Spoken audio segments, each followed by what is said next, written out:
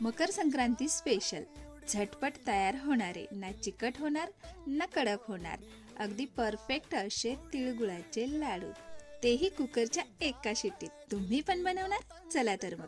कुकरच्या भांड्यामध्ये थोडंसं पाणी घालायचं, स्टँड ठेवायचं, एका भांड्यामध्ये गुळ घालायचा, पाणी न घालता झाकण ठेवायचं, एक शिटी काढून घ्यायची. घेतलेले शेंगदाणे खरपूस असे भाजून घ्यायचे.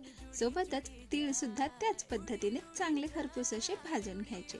थंड झाल्यानंतर शेंगदाण्याची सालं काढायची. स्वच्छ शेंगदाणे मिक्सर जारमध्ये घालायचे, जाडसर असे वाटून घ्यायचे. सोबत तीळ सुद्धा त्याच पद्धतीने वाटून घ्यायचे, मिक्स करायचं. आता काय, अजिबातच मेहनत न घेता वितळलेला गुळ घ्यायचा, त्यामध्ये थोडंसं तूप घालायचं, मिक्स करायचं. तयार मिश्रण तीळ शेंगदाण्याच्या मिश्रणात घालायचं, व्यवस्थित त्याला मिक्स करून घ्यायचं.